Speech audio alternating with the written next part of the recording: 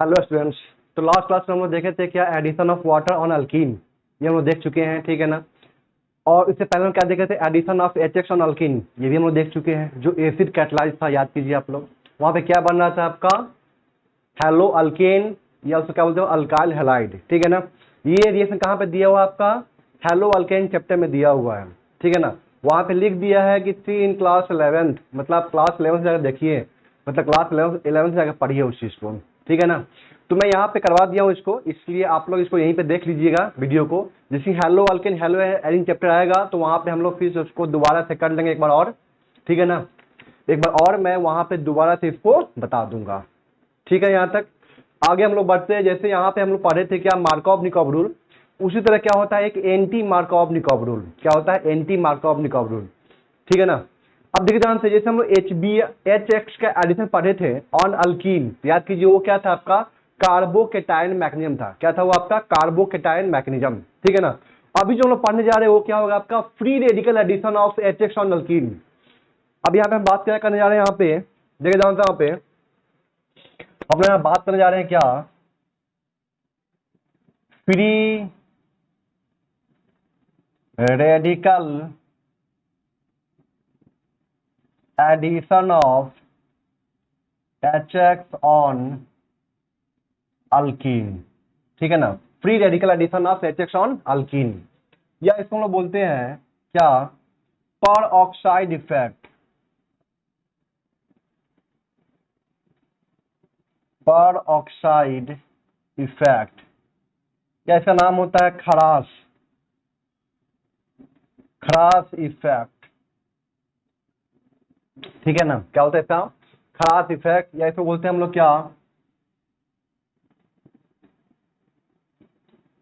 Anti Markovnikov addition on alkene, ठीक है ना। मतलब आप ध्यान रखिएगा, ये आपका क्या है कि anti Markovnikov addition follow करता है यहाँ पे, ठीक है ना।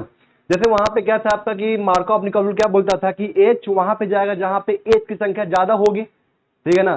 फिर उसको मॉडिफाइड किया गया था, ये बोला गया था कि जहां पे कार्बोकेटायन मोस्ट स्टेबल बनेगा, ठीक है ना, H वहां पे जाएगा जहां पे आपका कार्बोकेटायन का फॉर्मेशन क्या हो, मोस्ट स्टेबल हो। कोई दिक्कत है यहाँ तक। अब देखते हैं यहाँ पे ये क्या है आपका free radical addition of HX on alkene, ठीक है ना। या इसको बोलते हैं क्या पर ऑक्साइड इफेक्ट, ऐसा क्या बोलते हैं हम लोग खरास इफेक्ट। खरास एक साइंटिस्ट का नाम था, ठीक है ना, उन्होंने यहाँ पे रिएक्शन खोज किया था। फिर इसको बोलते हैं क्या anti Markovnikov addition on alkyne.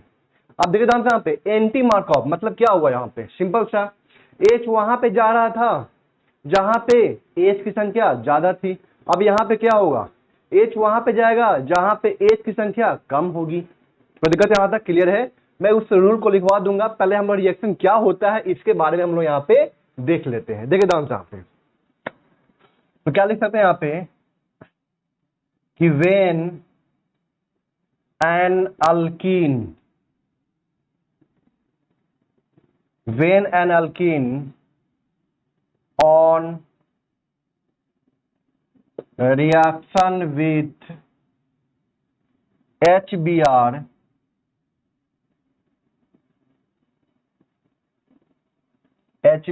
in presence of peroxide, H2O2 भी हो सकता है या तो R2O2, ठीक है ना। then हेलो अल्केन या alkyl halide, alkyl halide will form according to the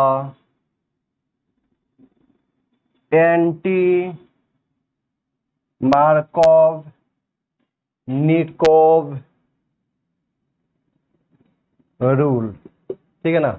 anti Markovnikov rule के अकॉर्डिंग, ठीक है ना, हेलो अल्केन या तो अल्काइल हैलाइड का फॉर्मेशन होगा कब, जब अल्कीन किसके साथ रिएक्शन करेगा, HBr in presence of peroxide.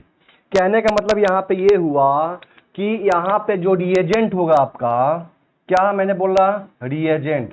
और ध्यान रखना इसमें सिर्फ और सिर्फ HBr आएगा, HCl, HI ये सब नहीं आने वाला है। तो रिएजेंट जो होगा यहाँ पे वो क्या होगा आपका, HBr in presence of H2O2 और R2O2, ठीक है ना।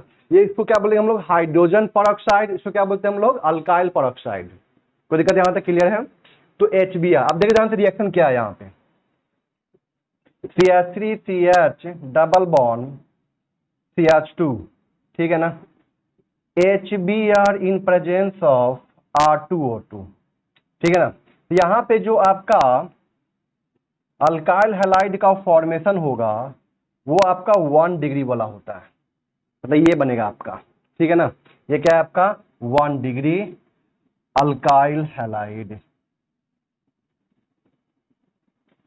अब ध्यान दीजिए यहाँ पे कि जब यहाँ पे HBr था, कंसंट्रेटेड HBr था, ठीक है ना, याद कीजिए कि H यहाँ पे जुड़ता था, Br यहाँ पे, मतलब वहां पे क्या बन रहा था आपका 2 डिग्री का अल्काइल हैलाइड, ठीक है ना। तो कहने का मतलब क्या है, अगर मुझे यहाँ पे 1 डिग्री का बनाना हो अल्काइल हैलाइड, तो क्या हम लोग यहाँ पे HBr इन कंसंट्रेटेड HBr या HBr in presence of CCl4 लेकर बना सकते हैं क्या, नहीं बना सकते हैं। लेकिन हम लोग इस केस में HBr in presence of R2O2 लेकर बना सकते हैं। कोई दिक्कत यहाँ तक क्लियर है। अगर आपसे यहाँ पे ऐसे भी सवाल कर सकता है कि क्या हम लोग यहाँ पे अल्कीन से क्या 1 डिग्री अल्कोहल बना सकते हैं, सोच के देखिए जरा, आप 1 डिग्री अल्कोहल यहां से नहीं बना सकते हैं according to the electrophilic addition reaction.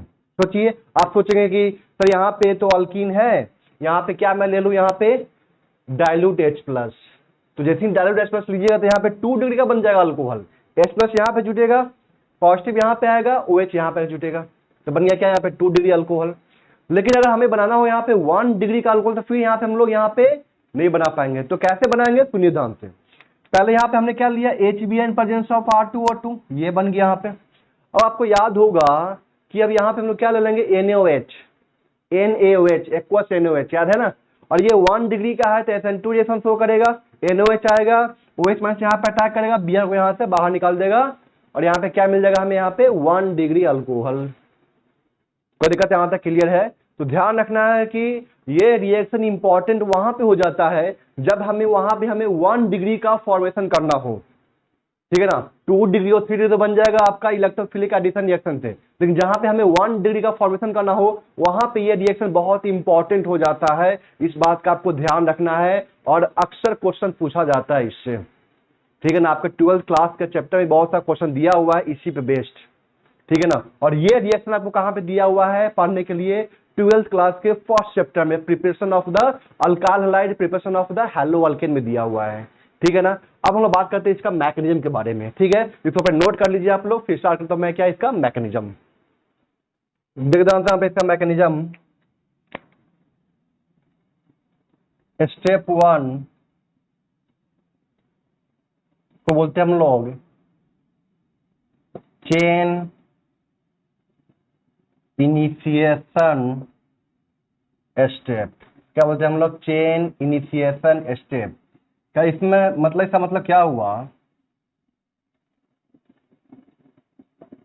Formation of first free radical, formation of first free radical, ठीक है। यहां तक देखिए ध्यान से, यहाँ पे हम लोग क्या कर रहे हैं, स्टेप 1 के अंदर जो पहला स्टेप आएगा आपका, तो यहाँ पे क्या आपका R2O2, यही ना स्ट्रक्चर होगा R2O2।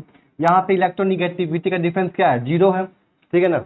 और यहाँ पे मैं क्या ले रहा हूँ, H सनलाइट, या सिंपल सा इसको क्या बोलते हैं हम हीट भी कर सकते हैं, ठीक है ना। तो पता है आपको कि तो यहाँ पे क्या होगा आपका होमोलिटिक क्लीवेज होगा, ठीक है ना। होमोलिटिक क्लीवेज होगा मतलब equal distribution of the electron होगा। चेक कीजिए यहाँ पे, तो यहाँ पे क्या बनेगा 2 मोल ऑफ RO डॉट, तो दिक्कत है यहाँ तक 2 mole of RO dot, check कीजिए, इसे बोलते हैं ना होमोलिटिक क्लीवेज। अब सेकेंड में क्या आएगा यहाँ पे, देखिए ध्यान से, यहाँ पे जो यहाँ पे RO डॉट है ये क्या करता है यहाँ पे HBr को ध्यान रखना है, कोई भी एक फ्री रेडिकल हमेशा दूसरा फ्री रेडिकल ही जनरेट करेगा, कभी वो चार्ज स्पेसीज जनरेट नहीं कर सकता है। क्यों, क्योंकि जो भी फ्री रेडिकल होता है उसके पास में 7 इलेक्ट्रॉन होता है। अगर 7 इलेक्ट्रॉन होगा वहां पे, ठीक है ना, तो उस केस में उसको 1 इलेक्ट्रॉन चाहिए। अरे बात समझ में, उसको क्या चाहिए? 1 इलेक्ट्रॉन चाहिए। तो बताइए कि इस बॉन्ड को ये कैसे ब्रेक करवाएगा? तो जाहिर सी बात है ये होमोलिटिकली बॉन्ड को ब्रेक करवाएगा। अरे बात समझ में? तो यहां से क्या होगा आपका, ये बॉन्ड होमोलिटिकली ब्रेक किया, होमोलिसिस हुआ यहाँ पे, और यहां से क्या किया, ये H डॉट को खींच लिया अपनी तरफ। बताइए यहाँ पे क्या बन गया आपका, ROH प्लस Br डॉट। ये क्या बन गया यहाँ पे, Br डॉट। कोई दिक्कत है यहाँ तक? यही मेरा क्या है, मेन फ्री रेडिकल जो जाके जुड़ने वाला है, Br डॉट। कोई दिक्कत है यहाँ तक? क्लियर है? हम लोग बात करते हैं यहाँ पे सेकेंड स्टेप, स्टेप 2। इसको बोलते हैं हम लोग क्या, चेन। कोई भी फ्री रेडिकल रिएक्शन 3 स्टेप का होता है, ध्यान रखना इस चीज का। पहला क्या होगा आपका, चेन इनिशिएशन स्टेप। दूसरा क्या होगा आपका, चेन प्रोपेगेशन स्टेप। उसको क्या बोलते हैं हम लोग, chain propagation, chain propagation step. इसका मतलब क्या हुआ, फॉर्मेशन ऑफ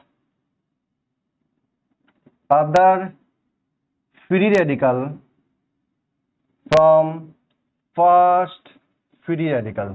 दूसरा फ्री रेडिकल का फॉर्मेशन हुआ किससे, फर्स्ट से। देख रहा हूं, तो वहां पे Br है, आ गया। अब यहां पे हम लोग क्या लेते हैं, CH3 CH double bond CH2, और यहाँ पे क्या है मेरे पास में, Br डॉट। कोई दिक्कत है यहाँ तक? तो जाहिर सी बात है कि Br डॉट यहाँ पे क्या करेगा आपका, फिर से यहाँ पे पाई बॉन्ड को ब्रेक करवाएगा।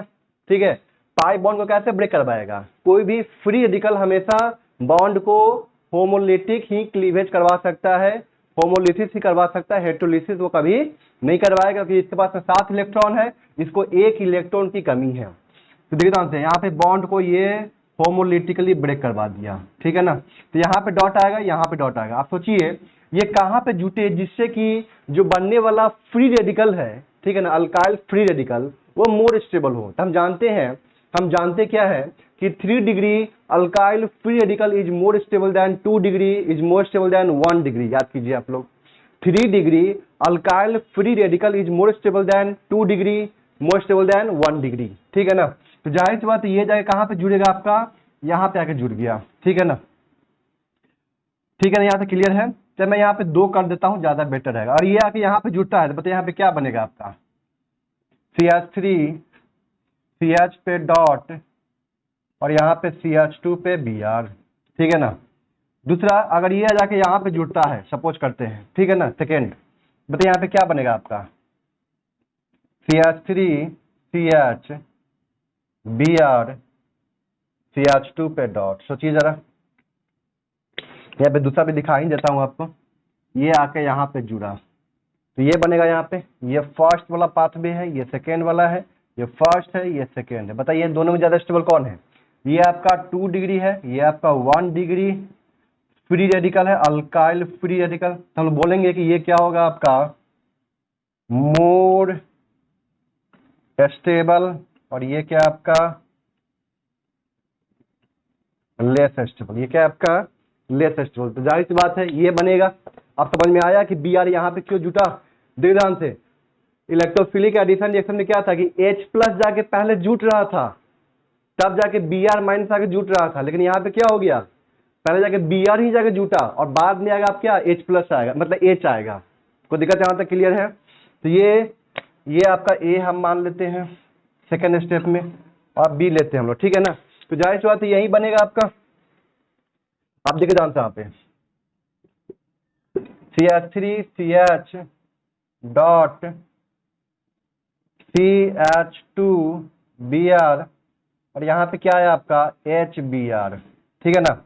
तो इसको कैसे ब्रेक करवाएगा? तो जाहिर सी बात है इसको भी क्या करवाएगा आपका, होमोलिसिस करवाएगा यहाँ पे, और ये जाके यहाँ से H डॉट को खींच लेगा। तो यहाँ पे क्या बन जाएगा, CH3 CH2 CH2 Br plus Br dot. अब बताइए Br डॉट यहाँ पे फिर से वापस जनरेट हो चुका है। तो कहने का मतलब क्या है, यहाँ पे जो पहला स्टेप है ना, स्टेप 1, ठीक है ना, ये आपका सिर्फ और सिर्फ 1 टाइम्स होगा, मतलब एक ही बार होगा। ठीक है ना, क्योंकि सेकेंड टाइम क्या होगा कि बी आर यहाँ से वापस जनरेट हो चुका है, तो जो यहाँ पे बी आर डॉट जनरेट हो चुका है, तो ये अब यहाँ पे तो फॉर्मेशन होने नहीं जा रहा है इसका, ठीक है ना। तब ये कहाँ से शुरुआत करेगा, यहाँ से शुरुआत करेगा।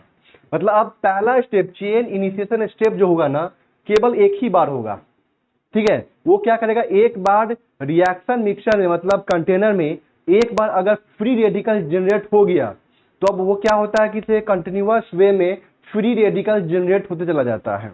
तो मतलब ये जो स्टेप है ना, first step chain initiation step, इसकी जरूरत बस हमें एक बार ही है, only one time, second times नहीं है। क्यों नहीं है, बिकॉज बी आर यहाँ पे आपका चेन प्रोपेगेशन स्टेप में जनरेट हो चुका है। अब ये क्या करेगा, यहाँ पे जाएगा, फिर वापस रिएक्शन करेगा, ये बनाएगा, एच बी आर आएगा, फिर ये बनेगा, फिर बी आर डॉट यहाँ पे आ जाएगा, bromine radical, bromine free radical फिर से यहाँ पे जनरेट हो जाएगा, और फिर से यहाँ पे बनना स्टार्ट कर देगा, अटैक करना स्टार्ट कर देगा। कोई दिक्कत यहाँ तक क्लियर है, आगे बात समझ में आता तक आप देखे जानते हैं। यहाँ पे third step,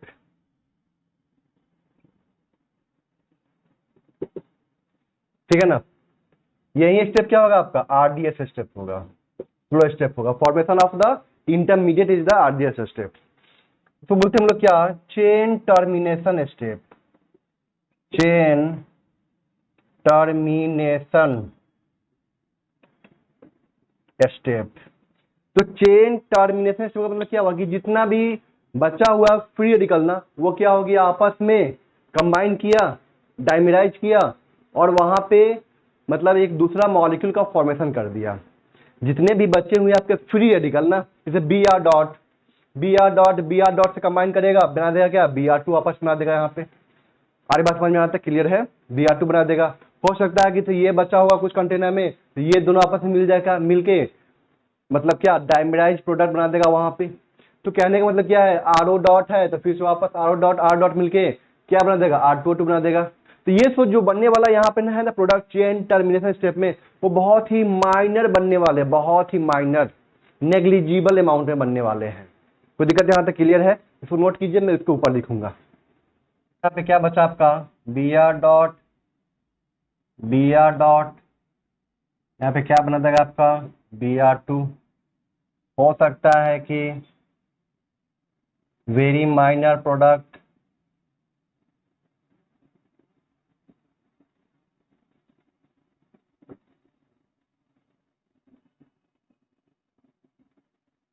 sorry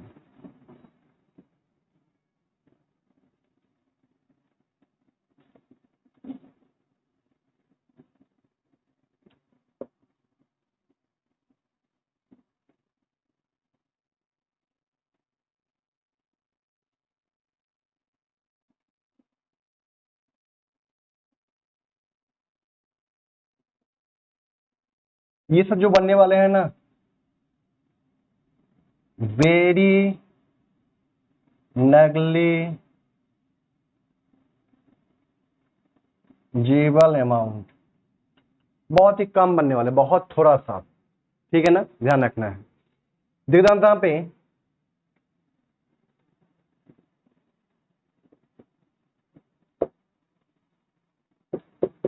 HBr in presence of R2O2 is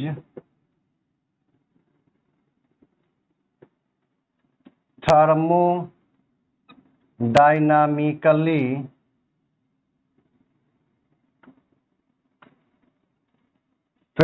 favorable reaction। HBr in R2O2 क्या होता है, ठीक है ना, ये क्या होता है आपका थर्मोडाइनामिकली फेवरेबल रिएक्शन। का मतलब ये हुआ कि यहाँ पे जितने भी आपके स्टेप है ना, उसमें क्या हो रहा है, आपका हीट रिलीज कर रहा है। और कोई भी रिएक्शन में अगर हीट रिलीज करता है तो स्पॉन्टेनियसली हो जाता है, मतलब अपने आप हो जाता है, उसे करवाने की जरूरत नहीं पड़ती है। लेकिन जहां पे हमें हीट देने की जरूरत पड़ती है तो वो रिएक्शन क्या होता है, आपका नॉन स्पॉन्टेनियस रिएक्शन होता है। अरे बात मतलब वो क्या होगा, एंडोथर्मिक प्रोसेस होगा। और एंडोथर्मिक प्रोसेस का मतलब क्या हुआ कि हमें हीट दे के करवाना पड़ा, मतलब वो अपने आप नहीं हो रहा है, हमें एक्सटर्नल फोर्स लगाना पड़ रहा है, अलग से एनर्जी देना पड़ रहा है, तब जाके वो रिएक्शन हो रहा है। तो वो मेरे लिए फेवरेबल रिएक्शन नहीं है, ठीक है ना। जो अपने आप हो जाए तो मेरे लिए क्या है, फेवरेबल रिएक्शन है। तो दिक्कत यहाँ तक क्लियर है। तो कहने का मतलब क्या है कि सिर्फ और सिर्फ HBr in presence of R2O2 क्या होता है आपका थर्मोडाइनामिकली फेवरेबल रिएक्शन होता है, क्योंकि इसमें जो भी स्टेप इन्वॉल्व हुआ है ना वो सारा स्टेप उसमें क्या है आपका एक्सोथर्मिक प्रोसेस है। क्या है आपका एक्सोथर्मिक प्रोसेस है। लेकिन अगर यहाँ पे हम ले ले HFHCl, ठीक है ना, तो इसमें क्या होता है आपका, ये आपका क्या होता है एंडोथर्मिक प्रोसेस। क्यों ऐसा देखिए तो यहाँ पे कि जो HF है ना एंड HCl, ठीक है ना, इसका जो बॉन्ड एनर्जी होता है, बॉन्ड एनर्जी इज मोर, ठीक है ना, बॉन्ड एनर्जी क्या होता है इसका ज्यादा होता है, जिसकी वजह से इसको हमें अलग से हीट देना पड़ता है, अलग से हमें क्या करना पड़ता है यहाँ पे हीट देना पड़ता है। जैसे यहाँ पे ये जो रिएक्शन था वो सनलाइट के प्रेजेंस में अपने आप हो जाएगा, सनलाइट के प्रेजेंस में ये अपने आप हो जाएगा, लेकिन ये सब रिएक्शन अपने आप सनलाइट के प्रेजेंस में नहीं होगा। कहने का मतलब क्या है कि अगर हम लोग यहाँ पे लिख दे HF in presence of R2O2, ठीक है ना, या HCl in presence of R2O2, तो ये आपका क्या होगा, या हम लोग यहाँ पे लिख दे क्या HI in presence of R2O2, ये क्या होता है आपका थर्मोडायनामिकली अनफेवरेबल रिएक्शन। ये सब क्या होता है आपका थर्मोडायनामिकली अनफेवरेबल रिएक्शन होता है, क्योंकि HF HCl में बॉन्ड एनर्जी ज्यादा होने के कारण यहाँ पे हमें एनर्जी अलग से देना पड़ेगा, तो स्टेप क्या हो जाएगा आपका एंडोथर्मिक हो जाएगा, ठीक है ना। जो एंडोथर्मिक हो जाए तो हमको मेरे लिए वो काम का चीज नहीं है, ठीक है ना, क्लियर है यहाँ तक। तो कहने का मतलब क्या, अगर एंडोथर्मिक हो गया तो फिर हम क्यों करवाएंगे उस रिएक्शन को, इससे बढ़िया है कि इसको हम किससे करवा देंगे, इलेक्ट्रोफिलिक एडिशन रिएक्शन से करवा देंगे इसको, इस स्टेप को हम लोग। कोई दिक्कत है यहाँ तक, क्लियर है आरी बात समझ में। तो कहने का मतलब क्या है कि सिर्फ और सिर्फ HBr in presence of R2O2, ठीक है ना, इज थर्मोडायनामिकली फेवरेबल रिएक्शन, मतलब अल्कीन का reaction in presence of HBr in presence of HBr and R2O2 is the thermodynamically favorable reaction। तो दिक्कत है यहाँ तक। आप सोचेंगे सर कि HI में क्या दिक्कत आ गई, HI का तो बॉन्ड कमजोर होता है, वीक होता है, ये तो टूट जाएगा आसानी से। हाँ बिल्कुल ये टूट जाएगा, लेकिन जो वहां पे I डॉट बनेगा, ठीक है ना, क्या बनेगा यहाँ पे I डॉट, वो I डॉट इतना सफिशियंट नहीं होता है कि वो जाकर कार्बन कार्बन डबल बॉन्ड को होमोलिटिकली ब्रेक करवा दे। तो वो जो स्टेप होता है ना वहां पे वो क्या हो जाता है आपका एंडोथर्मिक हो जाता है, ठीक है ना। तो मैं यहाँ पे लिखवा देता हूँ कि कौन एंडोथर्मिक प्रोसेस है, कौन एक्सोथर्मिक प्रोसेस है। जो एक्सोथर्मिक प्रोसेस होगा ना वो क्या हो जाएगा अपने आप हो जाएगा, उसको करवाने की जरूरत हमें नहीं है। कोई दिक्कत यहाँ तक क्लियर है, इसको नोट कीजिए पहले आप।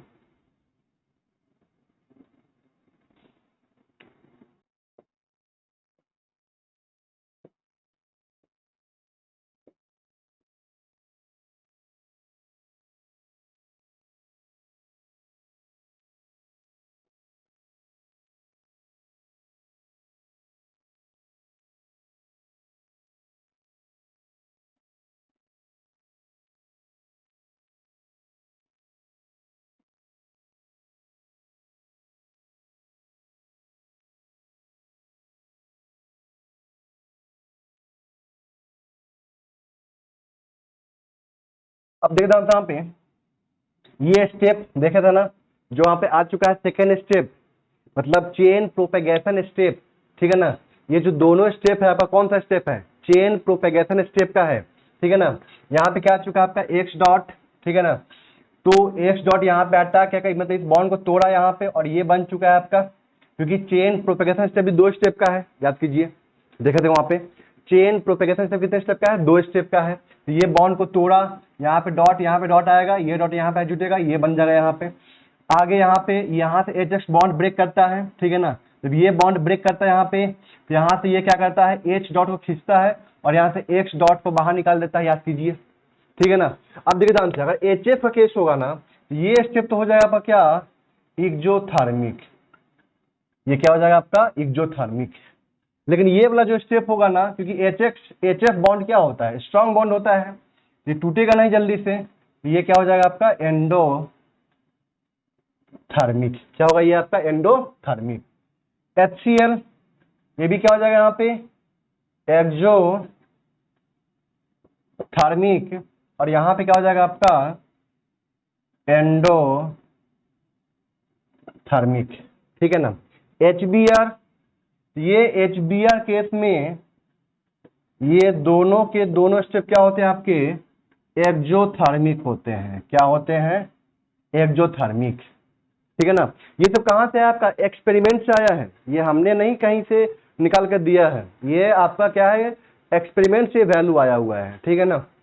और HI का हम लोग समझ भी सकते हैं ऐसे ना, समझ क्यों नहीं सकते बताइए, सोचिए जरा। HX क्या हमें नहीं पता कि HF बॉन्ड स्ट्रांग बॉन्ड होता है? क्या हमें नहीं पता कि HCl बॉन्ड स्ट्रांग बॉन्ड होता है? उसको तोड़ने में ज्यादा एनर्जी खर्च होगा, तो जाहिर सी बात है ज्यादा एनर्जी खर्च होगा तो एंडोथर्मिक हो जाएगा वहां पे। क्लियर है यहाँ तक? HI केस में ये होगा आपका क्या एंडो, ठीक है ना, और ये क्या हो जाएगा आपका एक्सो।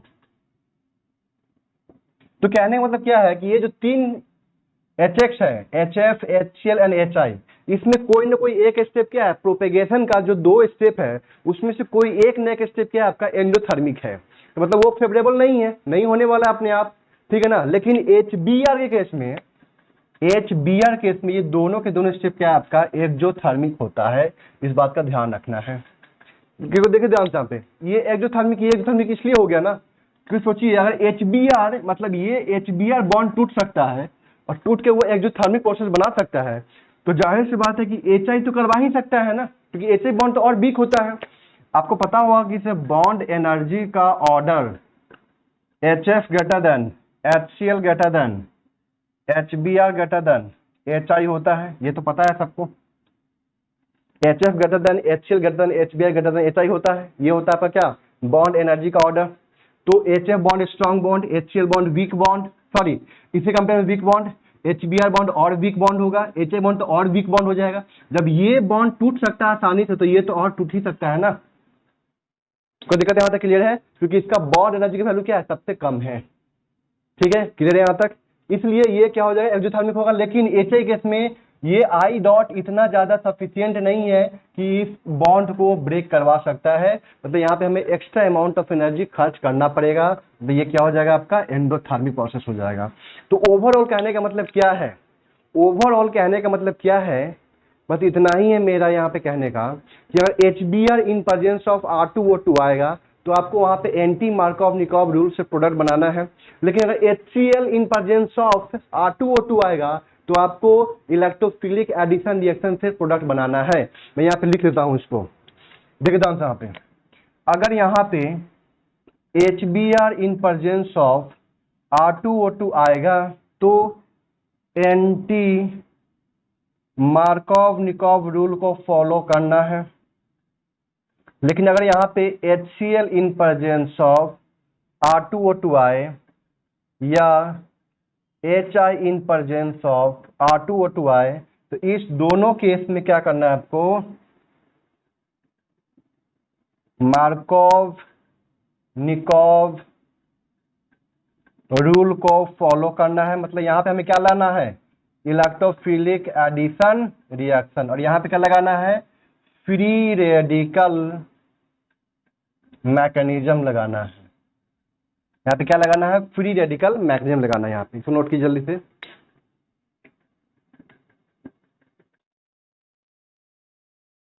अब देखिए ध्यान से यहाँ पे, जैसे यहाँ पे क्वेश्चन आया आपके पास में, फर्स्ट क्वेश्चन कि CH3CH डबल बॉन्ड CH2 और यहाँ पे लिख दिया HBr, ठीक है ना, यहाँ पे लिखा HBr in presence of R2O2, यहाँ पे लिखा HCl, यहाँ पे लिखा HCl in presence of R2O2। बताइए यहाँ पे क्या बनेगा प्रोडक्ट।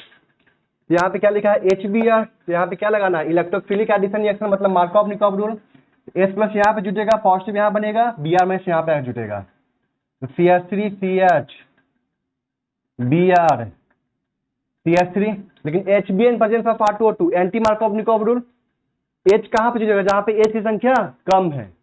H यहाँ पे कहाँ जुट रहा था जहाँ पे H की संख्या ज्यादा थी। मैं यहाँ पे लिखवा देता हूँ इस रूल को, एंटी मार्कोव निकोव रूल को लिखवा देता हूँ। H वहां पे जुटेगा जहां पे H की संख्या कम होगी। यहाँ पे H जुटेगा तो Br यहाँ पे जुटेगा, ठीक है ना। तो बताइए यहाँ पे क्या बनेगा, CH3 CH2 CH2 Br। यहाँ बताइए HCl है, अकेले हो या दुकेले हो, दोनों केस में सेम प्रोडक्ट, मतलब इलेक्ट्रोफिलिक एडिशन रिएक्शन। तो यहाँ पे है तो CH3 CH Cl CH3 CH3 CH Cl। कहने का मतलब क्या है कि इसे R2O2 का यहाँ पे कोई इफेक्ट होने वाला नहीं है, वो प्रेजेंट रहे चाहे नहीं रहे उससे कोई इफेक्ट पड़ने वाला नहीं है। क्योंकि देखिए कोई भी रिएक्शन अगर एक्सोथर्मिक हो रहा है तो अपने आप होने लगेगा वहां पे, ठीक है ना। कोई भी रिएक्शन क्या हो रहा है यहाँ पे, एक्सोथर्मिक हो रहा है तो अपने आप होगा रिएक्शन, क्योंकि वहाँ पे हीट रिलीज कर रहा है। कोई भी कंपाउंड अगर हीट रिलीज करता है, जितने अमाउंट ऑफ एनर्जी रिलीज करता है वो उतना ज्यादा क्या होता है आपका स्टेबल होता है। कोई दिक्कत यहाँ तक क्लियर है। तो कहने का मतलब क्या है कि R2O2 केस में R2O2 है, यहाँ पे अगर HCl प्रेजेंट है तो आपको पता है ना कि कौन सा स्टेप यहाँ पे, प्रोपेगेशन स्टेप का सेकेंड स्टेप, प्रोपेगेशन स्टेप का चेन प्रोपेगेशन स्टेप का जो सेकेंड स्टेप है ना वो क्या हो जाएगा आपका यहाँ पे एंडोथर्मिक, क्लियर है। बट अगर ये HCl है यहाँ पे तो वो क्या होगा आपका, अगर इलेक्ट्रोफिलिक एडिशन रिएक्शन से जा रहा है तो वहां पे क्या होगा आपका एक्सोथर्मिक प्रोसेस होगा, वहां पे रिएक्शन होगी और वो कार्बोकेटायन मैक्सिमम को फॉलो करेगा। कोई दिक्कत यहाँ तक क्लियर है, आ रही बात समझ में। इसलिए यहाँ पे ये प्रोडक्ट बनेगा, ध्यान रखना इस चीज का। जैसे मान लेते हैं यहाँ पे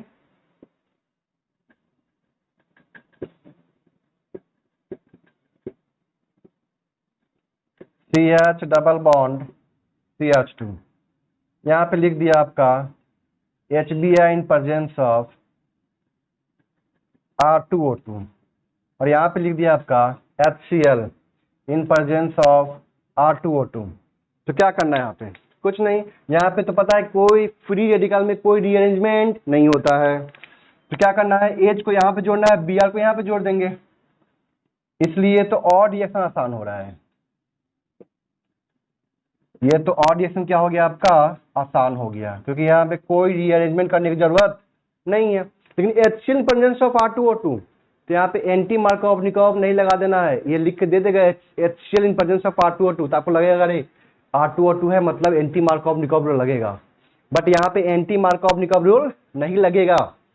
यहाँ पे कौन सा मैकेनिज्म के थ्रू होगा, इलेक्ट्रोफिलिक एडिशन रिएक्शन, मतलब AE रिएक्शन के थ्रू होगा। तो H प्लस यहाँ पे जाएगा, पॉजिटिव यहाँ पे बनेगा, मिथाइल शिफ्ट होगा, सब करवाए हुए हैं ना, मिथाइल शिफ्ट होगा, पॉजिटिव यहाँ पे आ जाएगा।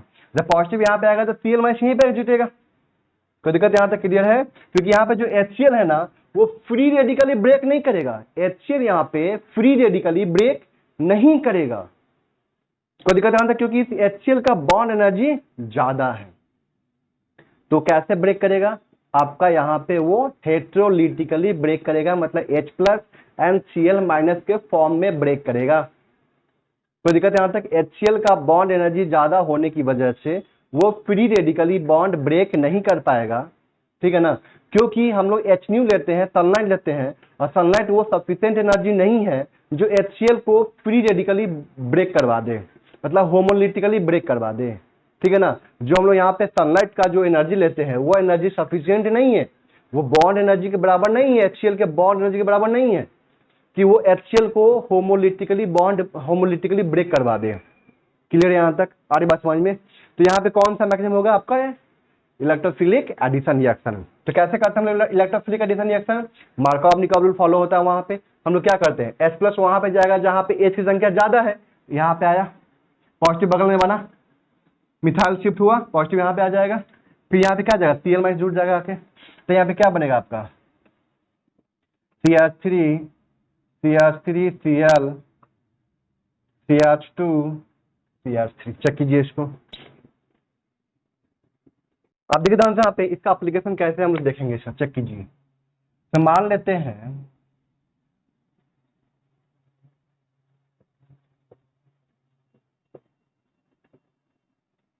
ठीक है, इससे हमें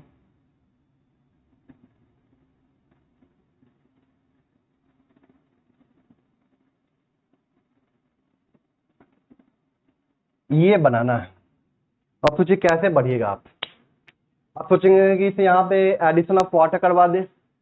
अगर यहाँ पे हम लोग एडिशन ऑफ वाटर करवाएंगे तो क्या संभव है, एडिशन ऑफ वाटर करवाएंगे तो क्या होगा, इलेक्ट्रोफिलिक एडिशन रिएक्शन शो करेगा। H+ यहाँ पे जाएगा, पॉजिटिव यहाँ बनेगा, मिथाइल शिफ्ट कर जाएगा, पॉजिटिव यहाँ पे आएगा और वाटर यहीं पे आकर अटैक करेगा, संभव ही नहीं है। क्या वो बन पाएगा, नहीं बन पाएगा। क्लियर हुआ। तो इसका एप्लीकेशन कहाँ पे आएगा। अब हम लोग यहाँ पे क्या करेंगे, देखिए ध्यान से यहाँ पे हम लोग यहाँ पे क्या करेंगे, सुनिएगा ध्यान से। यहाँ पे हम लोग यहाँ पे क्या करते हैं, सुनिएगा ध्यान से। यहाँ पे क्या लेते हैं हम लोग, HBr in presence of R2O2, ठीक है ना, इन प्रेजेंस ऑफ R2O2।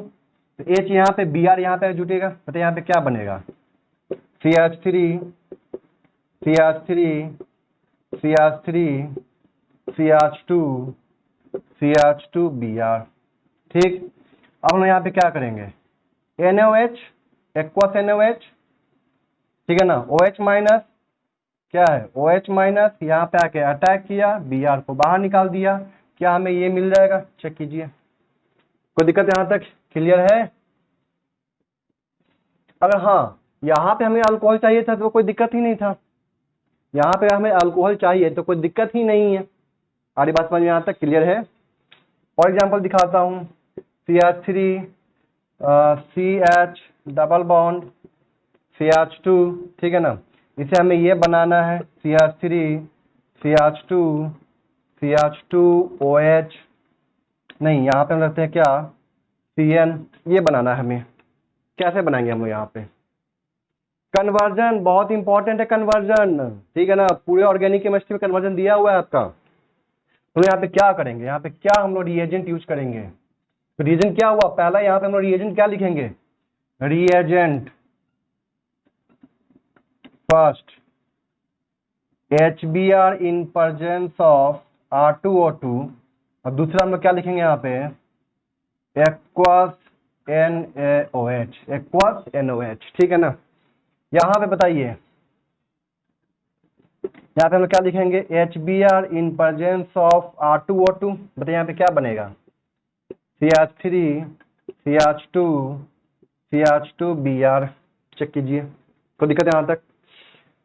अब यहाँ पे हम लोग क्या करेंगे, क्योंकि यहाँ पे हमें CN चाहिए था, तो क्या अब हम यहाँ पे NaCN ले लें, NaCN, C पे क्या होगा, निगेटिव चार्ज। देख रहे हैं ना एप्लीकेशन, SN2 का एप्लीकेशन कैसे आ रहा है, ये SN2 रिएक्शन फॉलो किया, यहाँ भी SN2 फॉलो किया और ये बन गया, यहाँ पे चेक कीजिए, ठीक है ना। कन्वर्जन बहुत इंपॉर्टेंट है, अभी जो क्वेश्चन करवाना है रिएक्शन तो ध्यान रखिएगा आप लोग, इसको नोट कीजिए जल्दी से।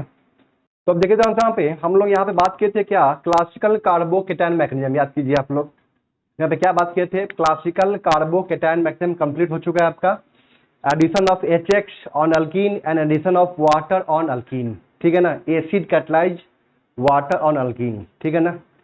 अब देखिए जानते हैं यहाँ पे और हम बात करते हैं क्या, non classical carbocation mechanism. Second क्या है यहाँ पे, हम सेकेंड ये बात कर रहे हैं यहाँ पे क्या, पहला हम लोग पढ़ लिए थे क्या, क्लासिकल कार्बोकेटायन मैकेनिज्म हम लोग 2 रिएक्शन पढ़े, ठीक है ना। अच्छा सॉरी, पहले इससे पहले एंटी मार्कोव निकोव रूल लिख लीजिए यहाँ पे,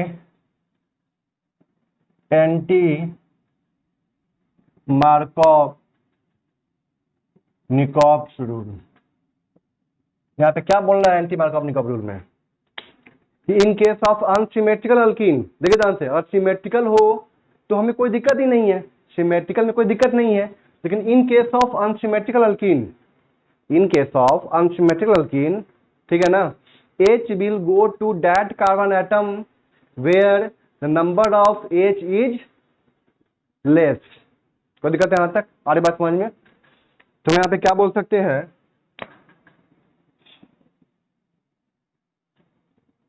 in case of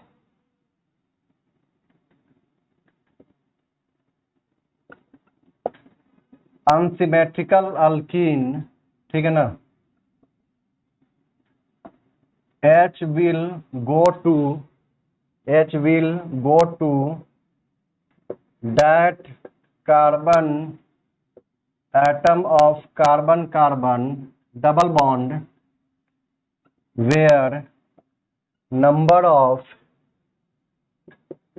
H is less, ठीक है ना, जहां पे नंबर ऑफ H की संख्या जहां पे कम होगा H वहीं पे जाकर जुटेगा। तो दिक्कत यहाँ तक क्लियर है। ये क्या था आपका एंटी मार्कोव निकोव रूल। जैसे देखिए ध्यान से यहाँ पे, अगर यहाँ पे सिमेट्रिकल अल्कीन आ जाए, क्या आ जाए यहाँ पे, सिमेट्रिकल अल्कीन, और यहाँ पे लिखा हो HBr और यहाँ पे लिखा हो क्या, HBr in presence of R2O2, क्या यहाँ पे दोनों में प्रोडक्ट सेम होगा डिफरेंट होगा, चेक कीजिए। यहाँ पे दोनों प्रोडक्ट क्या होगा, सेम होगा। H प्लस कहीं भी जुड़वा दीजिए, कोई दिक्कत नहीं है। H यहाँ पे जुड़वा दिए तो पॉजिटिव यहाँ बनेगा, पॉजिटिव यहाँ बनेगा तो Br मैच यहीं पे जुटेगा। यहाँ पे क्या बनेगा आपका, CH3 CH2 CH Br CH3 यही बनेगा। अब यहाँ पे क्या है, HBr in presence of R2O2, यहाँ पे क्या होगा आपका, H कहीं भी जुट जाएगा, कोई दिक्कत नहीं है, क्योंकि H की संख्या यहाँ पे सेम है दोनों जगह। H यहाँ जुटेगा तो Br यहाँ पे जुटेगा। तो अगर सिमेट्रिकल केस हो तो ध्यान रखना है कि प्रोडक्ट क्या होगा आपका, सेम बनेगा। ठीक है, यहाँ तक क्लियर है, इसको नोट कर लीजिए।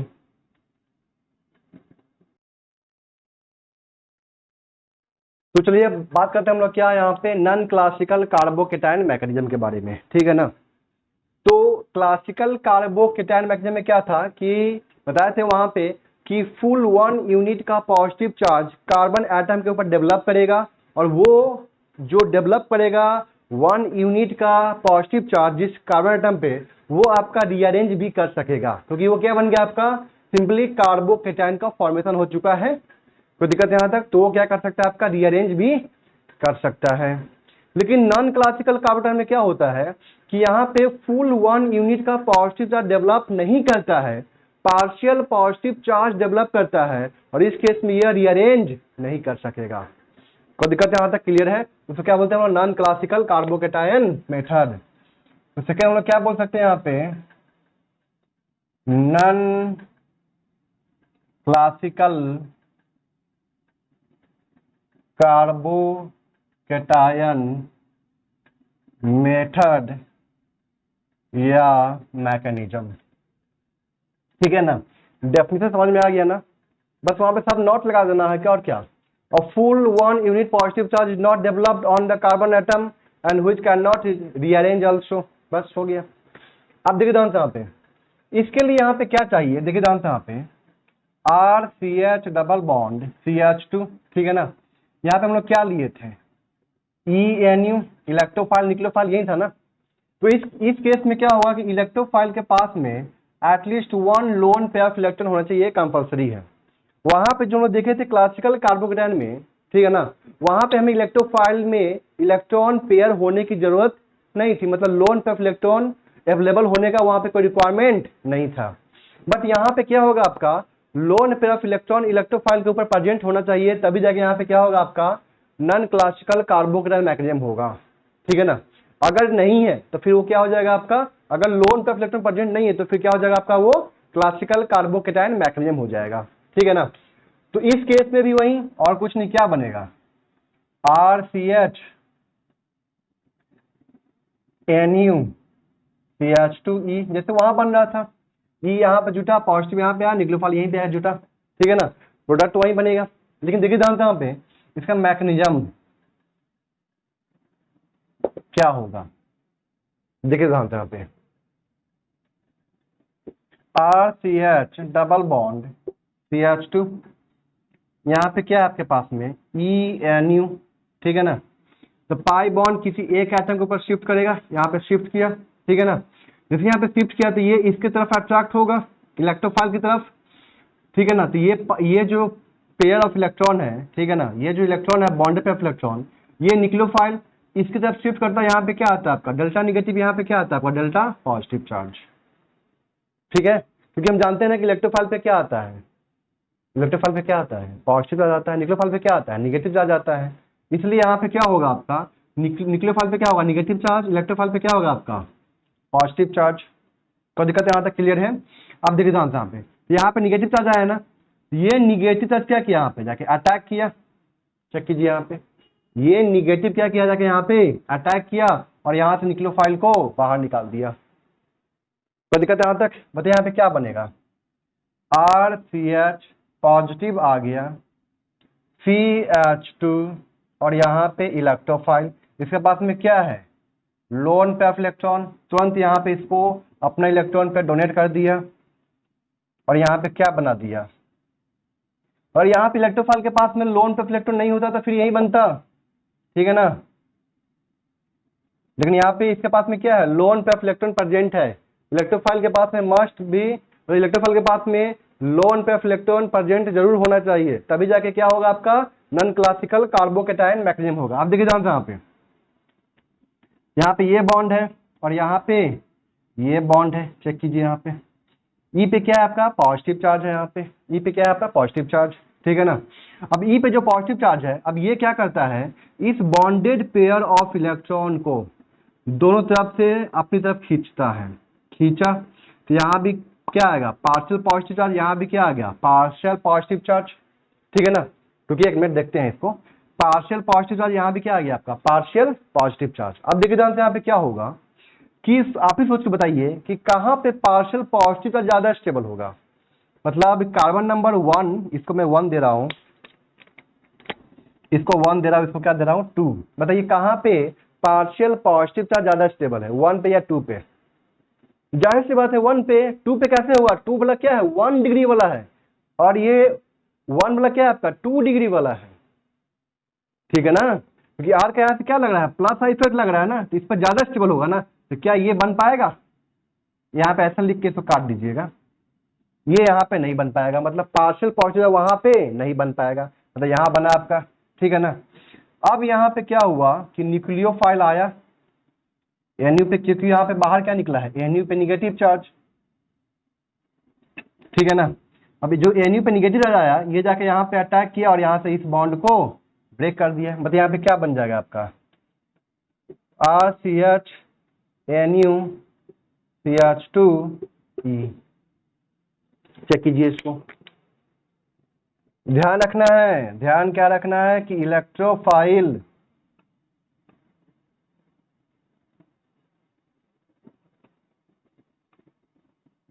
Must have lone pair of electron, electrophile के पास में क्या होना चाहिए आपका लोन पेयर ऑफ इलेक्ट्रॉन होना चाहिए। मैं फिर से इसको समझा रहा हूँ, सुनिएगा ध्यान से। यहाँ पे क्या हुआ कि हम जानते हैं कि ये पाई बॉन्ड यहाँ पे शिफ्ट करता है, यहाँ पे क्या आता निगेटिव चार्ज, यहाँ पे क्या आता पॉजिटिव चार्ज, यहाँ पे जो निगेटिव चार्ज आया ना ये निगेटिव चार्ज क्या किया यहाँ पे इस इलेक्ट्रोफाइल के ऊपर अटैक किया। इलेक्ट्रोफाइल के ऊपर क्यों अटैक किया यहाँ पे, देखिएगा ध्यान से, यहाँ पे सुनिएगा ध्यान से। यहाँ पे जो यहाँ पे क्या है स्टार्टिंग में ये delta positive delta negative generate नहीं हुआ है, ये जनरेट क्यों हुआ है क्योंकि जब ये पाई बॉन्ड यहाँ पे शिफ्ट किया ना यहाँ पे निगेटिव आया, जब यहाँ पे निगेटिव आया और इसके पास में जो बॉन्डेड पे इलेक्ट्रॉन है इस दोनों में क्या हुआ रिपल्सन हुआ।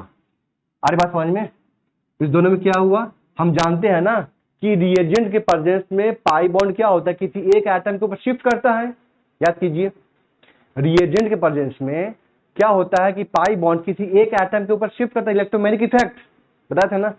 तो रिएजेंट है पाई बॉन्ड शिफ्ट किया यहाँ पे निगेटिव आ गया, ठीक है ना, इसको कहीं दिख नहीं रहा कि अटैक करे, तो यहाँ पे जो निगेटिव चार्ज आया ना ये निगेटिव क्या करता है इसके बॉन्डेड पेयर ऑफ इलेक्ट्रॉन को रिपेल करता है। जैसे ही रिपेल करेगा तो ये जो बॉन्डेड पेयर ऑफ इलेक्ट्रॉन है वो न्यूक्लियोफाइल की तरफ थोड़ा सा शिफ्ट होगा, तो जिसकी वजह से यहाँ पे क्या आ गया डेल्टा निगेटिव चार्ज। जब ये शिफ्ट किया इधर की तरफ तो यहाँ पे क्या जाएगा डेल्टा पॉजिटिव चार्ज। जैसे यहाँ पे डेल्टा पॉजिटिव चार्ज दिखा इसको, किसको कार्बन पे जो निगेटिव चार्ज आया उसको दिखा, ये तुरंत इस पे अटैक कर दिया और यहाँ से इसको बाहर निकाल दिया न्यूक्लियोफाइल को। कोई दिक्कत नहीं, जैसे SN2 करवाते ना याद है ना, उसी तरह यहाँ भी है, अटैक किया इसको बाहर निकाल दिया, ये बन गया। जब C पे आ गया यहाँ पे पॉजिटिव चार्ज, ठीक है ना, E के पास में क्या है आपका लोन पेयर ऑफ इलेक्ट्रॉन, ये तुरंत यहाँ से अपने इलेक्ट्रॉन पे इसको कोऑर्डिनेट कर दिया, ठीक है ना। और C पे जो था आपका पॉजिटिव चार्ज वो कहाँ पे आ गया E पे। अब ऐसा क्यों होता है, मैं जब एग्जांपल दिखाऊंगा ना वहां पे, तो जो हम यहाँ पे इलेक्ट्रोफाइल लेते हैं वो उस इलेक्ट्रोफाइल का साइज बड़ा होता है। अब सोचिए C पे पॉजिटिव चार्ज और कोई दूसरा एक ऐसा एटम है जिसका साइज कार्बन से बड़ा है, उस पे पॉजिटिव चार्ज, आप ही सोच के बताइए कहाँ पे ज्यादा स्टेबल होगा।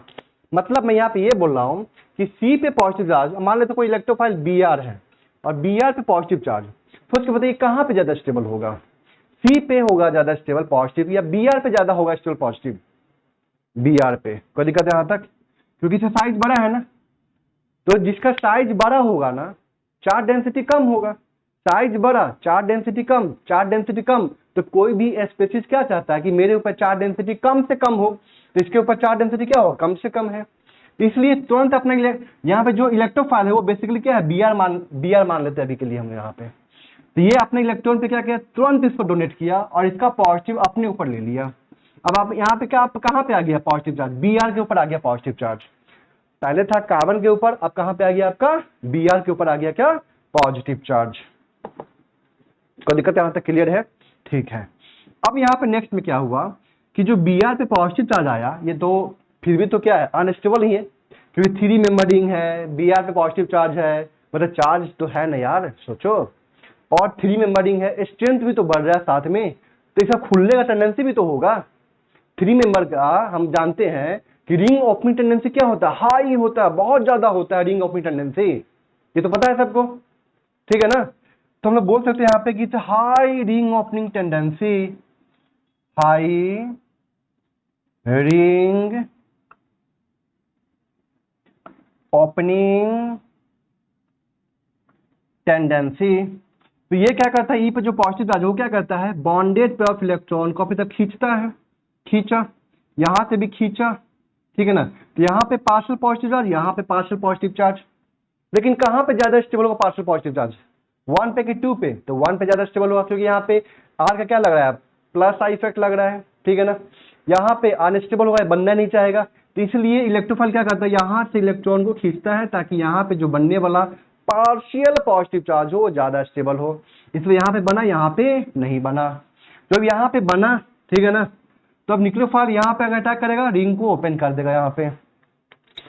अरे आपको याद होगा, आपको याद है कि नहीं है, हमें तो नहीं मालूम, आपको बताए थे ऑक्सीजन में, एसिडिक मीडियम में, जब याद कीजिए ऑक्सीजन जब अनसिमेट्रिकल ऑक्सीजन होता है तो वहां पे न्यूक्लियोफाइल कहां पे अटैक करता है, याद कीजिए जरा, जहां पे पार्शियल पॉजिटिव चार्ज ज्यादा स्टेबल होता है, याद कीजिए आप भूल गए होंगे हमको लगता है, इसलिए ना सब बेसिक बताया जाता है स्टार्टिंग में, याद कीजिए इसको, अगर पढ़े होंगे तब का मैं बात करता हूँ। देखिए ध्यान से यहाँ पे, ठीक। अब न्यूक्लियोफाइल को यहाँ पे अटैक करना है, मान लेते हैं कुछ भी न्यूक्लियोफाइल है वो इस मान लेते हैं, ठीक है ना।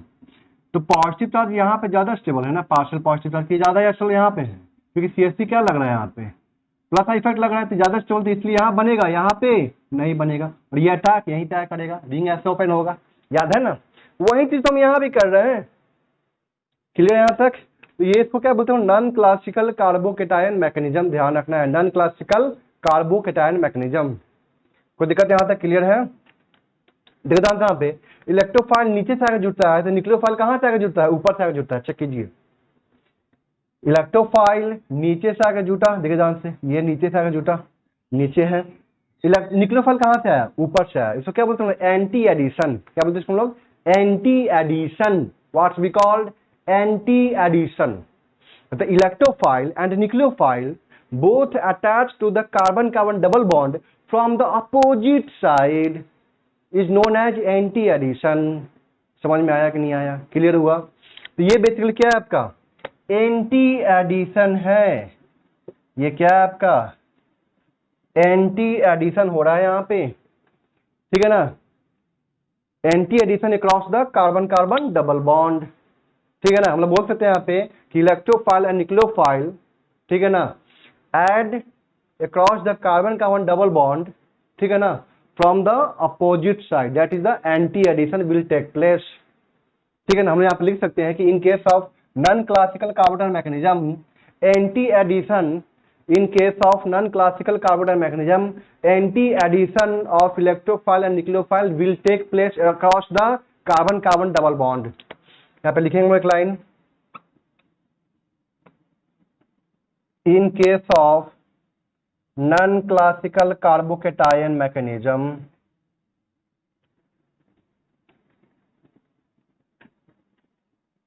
electrophile and nucleophile add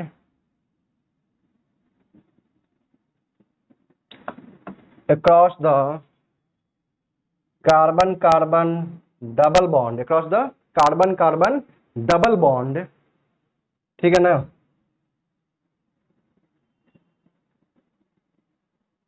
in case of non classical carbonate mechanism electrophile nucleophile add across the carbon carbon double bond, ठीक है ना, from the opposite side, from the opposite side, that is हम लोग बोल सकते हैं कि anti addition will take place. ठीक है, मैं पढ़ के सुना देता हूँ, सुनिए ध्यान से यहाँ पे। In case of non classical carbocation mechanism electrophile and nucleophile add across the carbon carbon double bond from the opposite side, ठीक है ना, that is anti addition will take place. तो यहाँ पे क्या होगा, आपका एंटी एडिशन होगा। क्लियर है यहाँ तक? मैं इसे एक एग्जांपल यहाँ पे दिखा रहा हूँ आपको, Br2 का एडिशन, इसको पहले नोट कर लीजिए आप लोग। इसका जो एप्लीकेशन पार्ट है, इसमें पहला हम रिएक्शन पढ़ने जा रहे हैं क्या, हैलोजेनेशन ऑफ एन अल्कीन, ठीक है ना, या हम लोग यहाँ पे बोल सकते हैं इसको क्या, एडिशन ऑफ एक्स। देखिए यहाँ पे हैलोजेनेशन ऑफ एन अल्कीन, या इसको क्या बोलते हैं, addition of X2 on alkene, ठीक है ना। हैलोजेनेशन का मतलब क्या होता है, सिंपल सा एडिशन ऑफ X2, ठीक है, इसलिए वहां पे मैंने क्या लिख दिया, एडिशन ऑफ X2, किस पे, तो अल्कीन पे, ठीक है ना। हम यहाँ पे क्या कर सकते हैं, देखिए इसका क्या लिखेंगे हम लोग डेफिनेशन, देखे जानते हैं यहाँ पे, when an alkene on reaction with X2 in presence of CCl4, then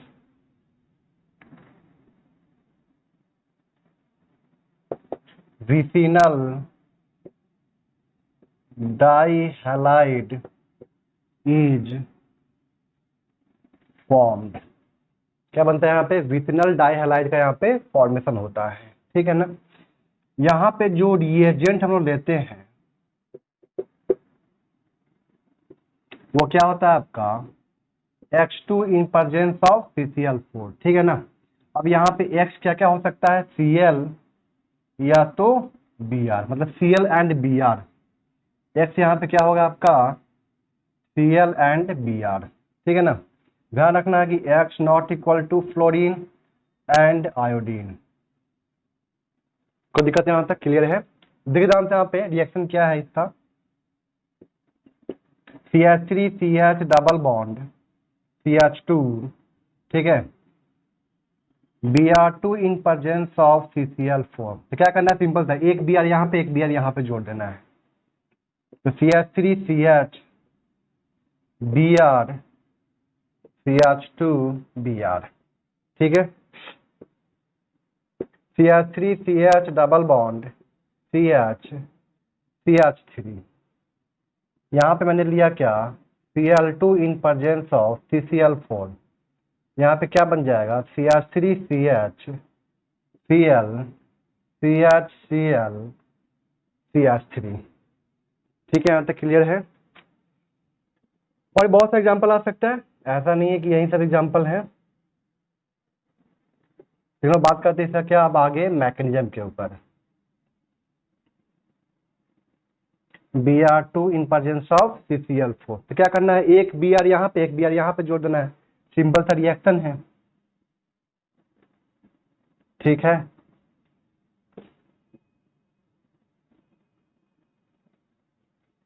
ये बनेगा यहाँ पे, इसको क्या बोलते हैं हम लोग, विसिनल डाइहैलाइड। विसिनल डाइहैलाइड का मतलब क्या हुआ कि अगल और बगल वाले एटम पे, कार्बन एटम पे क्या होना चाहिए, हैलाइड होना चाहिए, ठीक है ना, हैलोजन होना चाहिए। इसको क्या बोलते हैं हम लोग, विसिनल डाइहैलाइड। और ये भी रिएक्शन आपको कहाँ पढ़ना है, आपको अल्काइल हैलाइड चैप्टर में पढ़ना है, हैलो अल्केन में पढ़ना है।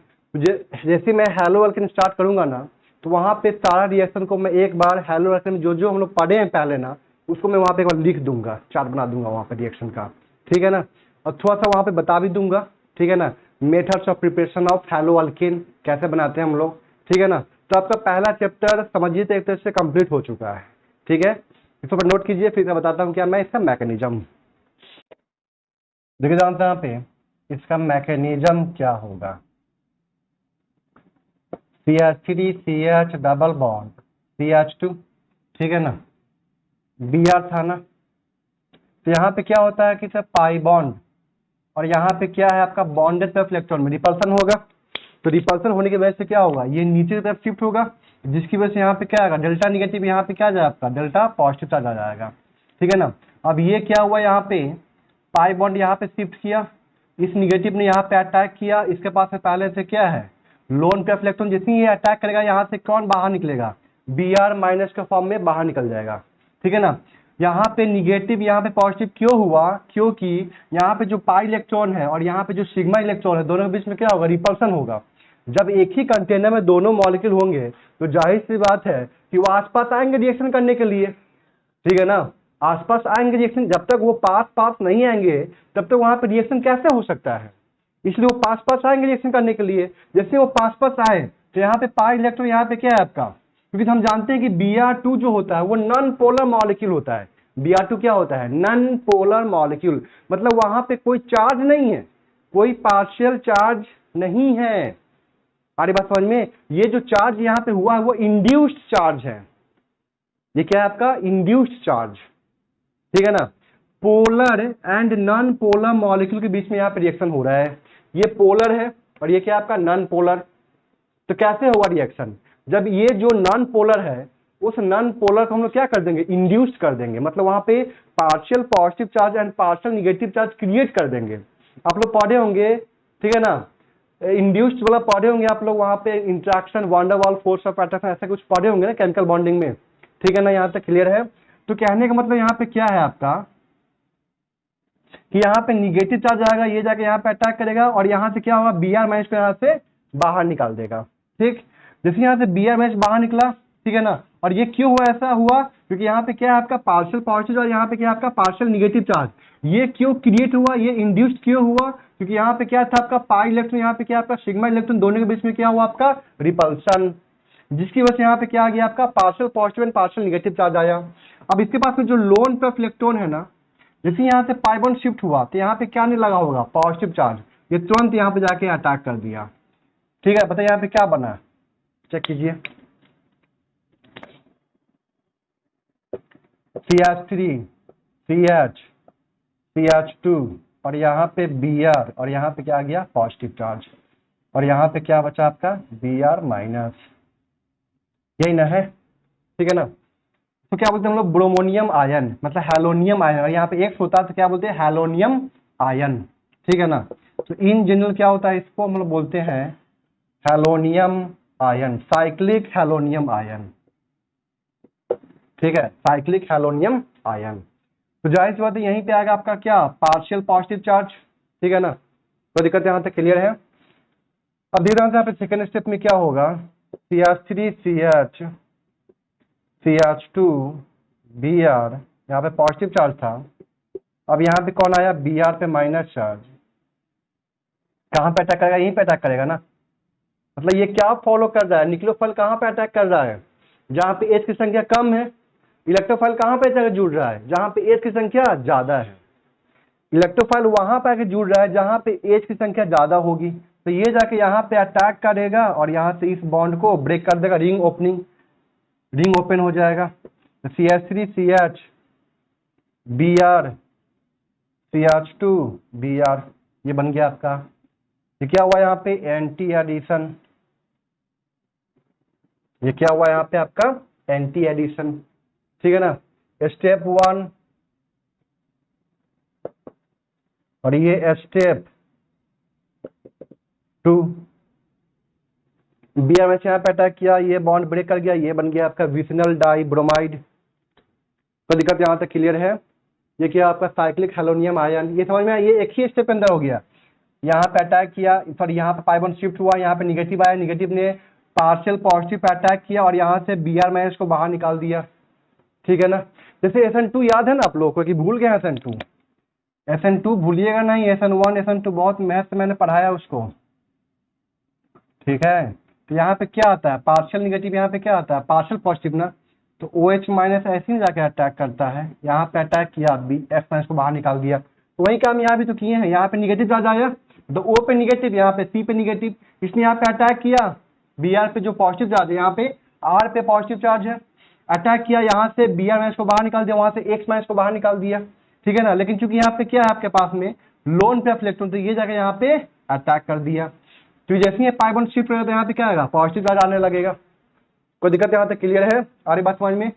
ये तो आपको क्लियर हो चुका है कि तो ये बॉन्ड यहाँ पे आया, ये अटैक यहाँ पे हुआ, ये बाहर निकला Br, और ये लोन पे जाके यहाँ पे अटैक कर दिया, ठीक है ना। और यहाँ पे पार्शियल पॉजिटिव पार्शियल नेगेटिव क्यों क्रिएट हुआ, due to the repulsion between the pi electron and the sigma electron, ठीक है ना। Partial positive and partial negative will create due to the repulsion between the pi electron and the sigma electron. कोई दिक्कत यहाँ तक clear है, इसको note कीजिए जल्दी से।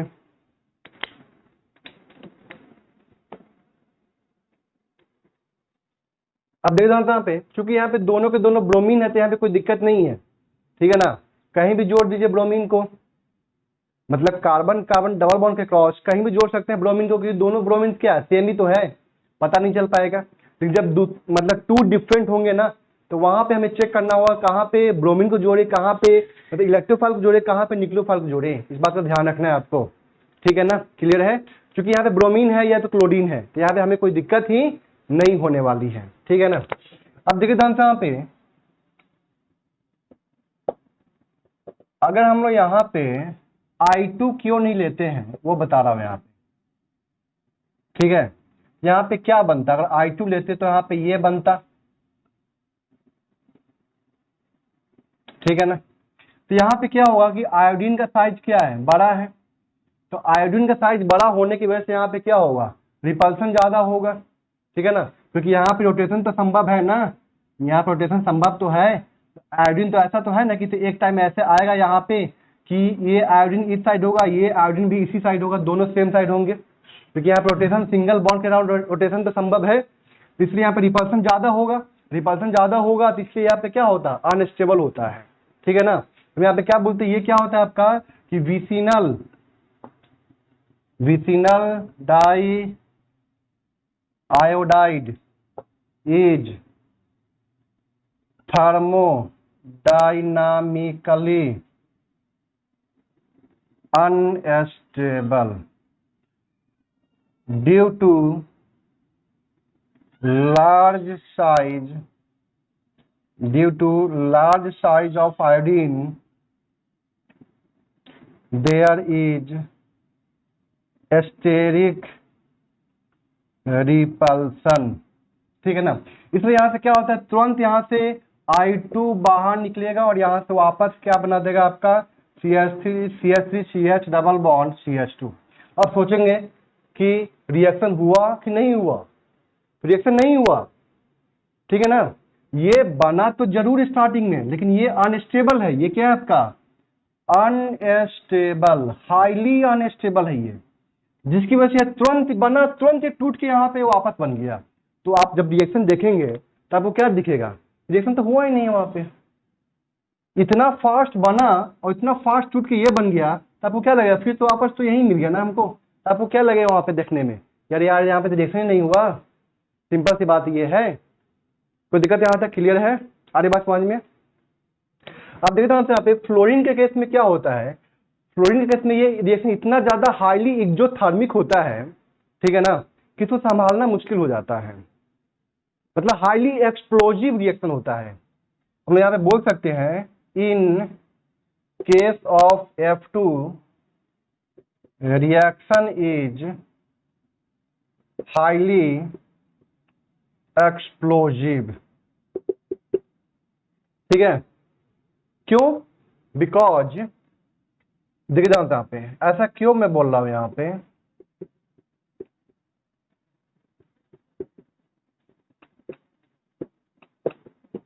यहाँ भी फ्लोरीन आया, यहाँ भी फ्लोरीन आया। हम जानते हैं कि CF बॉन्ड क्या होता है, CF बॉन्ड क्या होगा, वेरी वेरी स्ट्रॉन्ग बॉन्ड होगा, जितना छोटा साइज का एटम होता है उतना ज्यादा स्ट्रॉन्ग बॉन्ड का फॉर्मेशन होता है, पता है ना।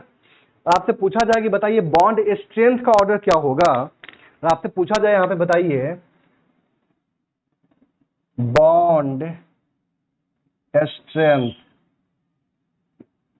का क्या ऑर्डर होगा? CF, CCl, CBr, CI में सबसे स्ट्रांग बॉन्ड कौन होगा? CF, फिर CCl, फिर CBr, फिर CI। ये इतना वीक होता है कि तुरंत टूट जाता है। ये इतना वीक होता है कि ये क्या होता है, तुरंत टूट जाता है। लेकिन ये टूटता कब है?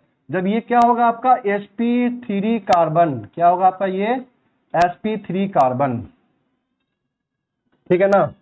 अनस्टेबल हम यहाँ पे लिख सकते हैं on sp3 carbon atom. sp3 carbon atom पे क्या होगा, ये अनस्टेबल होगा, ठीक है ना। अब CF बॉन्ड जो होता है इतना स्ट्रांग बॉन्ड होता है जिसकी वजह से यहाँ पे high amount of energy release करता है, ठीक है ना, जिसकी वजह से क्या होता है आपका हाईली एक्सप्लोजिव रिएक्शन हो जाता है। इतना ज्यादा अमाउंट ऑफ एनर्जी रिलीज करता है रिएक्शन के दौरान कि हम वहां पे हीट को मतलब रिएक्शन को कहाँ पे करवाएंगे, लैब में करवाएंगे यहाँ पे। तो ये क्या होगा आपका हाईली एक्सप्लोज, अगर मान ली इंडस्ट्री में करवाते हैं तो वहां पे हीट बहुत ज्यादा। अब इंडस्ट्री में तो ऐसा थोड़ी ना कि इतना सा बनाएंगे हम विथनल डाई फ्लोराइड, इतना तो नहीं बनाएंगे ना, लार्ज अमाउंट में बनाएंगे। जितना ज्यादा लार्ज अमाउंट में बनाएंगे उतना ज्यादा हमको ये सब लेना पड़ेगा, ठीक है ना। और वहां पे उतना ज्यादा हीट प्रोड्यूस होगा। अरे बस में उतना ज्यादा क्या होगा, हाईली एक्सप्लोजिव रिएक्शन हो जाएगा, आग लगने का डर हो जाएगा। हो सकता है कि रिएक्शन वेसल में आग लग जाए। अरे बस समझ में, इसलिए हम लोग इसके साथ में रिएक्शन F2 के साथ में रिएक्शन हम लोग नहीं करवाते हैं। बिकॉज सिंपल सा एक लाइन बोल देना है वहां पे कि because with F2 reaction is highly explosive reaction, बस इतना बोल देना है, ठीक है ना। I2 साथ में क्यों नहीं करवाते हैं? Because it is highly unstable, vicinal di iodide is highly unstable on the sp3 carbon atom, thermodynamically unstable होता है on the sp3 carbon atom due to the large size of the iodine. Repulsion ज्यादा होगा, steric repulsion ज्यादा होगा, जिसकी वजह से वहां पर टकराव ज्यादा होगा, इसलिए वो क्या होगा, अनस्टेबल होगा। लेकिन अगर यही आयोडीन अगर आपका sp2 कार्बन एटम पे हो तो वहां पे ये स्टेबल होगा। अरे बात समझ में, अगर यही दोनों आयोडीन sp2 कार्बन एटम पे हो तो उस केस में क्या होगा, ये स्टेबल होगा। हम यहाँ पे लिख सकते हैं और इसका रिएक्शन बताऊंगा कहाँ पे, अल्काइन चैप्टर में, ठीक है ना। हम यहाँ पे बोल सकते हैं कि vicinal die iodide is stable on sp2 carbon atom. sp2 carbon atom पे क्या होगा आपका, विसिनल डाइऑडाइड क्या होगा आपका, स्टेबल होगा। क्यों होता है ऐसा? क्योंकि वहां पे बॉन्ड एंगल बढ़ जाता है। यहाँ पे भी बॉन्ड एंगल कितना होगा, 109 डिग्री 28 मिनट। यहाँ भी कितना है, 109 डिग्री 28 मिनट। बट वहां पे क्या होगा आपका 120 डिग्री, sp2 है ना, तो क्या हो जाएगा आपका sp 120 डिग्री हो जाएगा, ठीक है ना। तो जिसकी वजह से वो क्या होता है आपका स्टेबल होता है और साथ में वहां पर रेजोनेंस भी कर लेता है, तो वहां पे बॉन्ड स्ट्रेंथ भी बढ़ जाता है। मैं बताया तो थोड़ा सा यहाँ बता देता हूँ इसको पहले दे रहा हूँ। यहाँ पे अगर यहाँ पे आपका क्या प्रेजेंट है, sp2, ये क्या आपका sp2, ठीक है ना। तो इस केस में क्या होगा आपका, एक तो बॉन्ड एंगल कितना हो जाएगा आपका 120 डिग्री, ठीक है ना। तो यहाँ पे दोनों ये जो आयोडीन है वो आसपास नहीं आ पाएंगे, ठीक है ना। तो जिसकी वजह से यहाँ पे एक मिनट दो, हाँ ठीक है, जिसकी वजह से यहाँ पे क्या होगा, ये स्टेबल होगा। दूसरी बात कि जो यहाँ पे आयोडीन है ना आपका, ये क्या करता है, आयोडीन के पास में क्या है, आई के पास में क्या है, लोन पे इलेक्ट्रॉन, तो ये रेजोनेंस कर जाता है। तो जिसकी वजह से यहाँ पे जो भी रेजोनेंस किया हल्का सा, थोड़ा सा, नेग्लिजिबल, आखिर किया तो यहाँ पे क्या आ जाएगा पॉजिटिव। तो यहाँ पे क्या होगा, डबल बॉन्ड आ गया ना। कहने मतलब क्या है कि यहाँ पे क्या है आपका, ये सिंगल बॉन्ड नहीं है, ये बेसिकली क्या है आपका पार्शियल डबल बॉन्ड है। क्या आपका पार्शियल डबल बॉन्ड, जिसकी वजह से बॉन्ड स्ट्रेंथ बढ़ जाता है। इसलिए क्या होता है आपका कि vicinal die iodide on is stable on sp2 carbon atom. इस बात का ध्यान रखना है आप लोगों को, ठीक है। यहाँ तक क्लियर है। तो ये था आपका first application part, Br2, addition of Br2 मतलब halogenation of Br2 on alkene, ठीक है ना। तो यहाँ तक आपका पूरा कंप्लीट हो चुका है। तो नेक्स्ट बात करें क्या, न्यूक्लियोफिलिक एडिशन रिएक्शन के बारे में। ठीक है, यहाँ तक आ रही बात समझ में। हम लोग फिर स्टार्ट करेंगे क्या, हेलो अल्केन हेलोइन स्टार्ट करेंगे और वहाँ बताऊंगा मैं सारा का सारा रिएक्शन कैसे हम लोग पढ़ चुके हैं। एक बार फिर से वहाँ पे क्या करूँगा, समराइज करवा दूंगा सारी रिएक्शन का। ठीक है ना, यहाँ तक आप लोग कर लीजिए अच्छे से।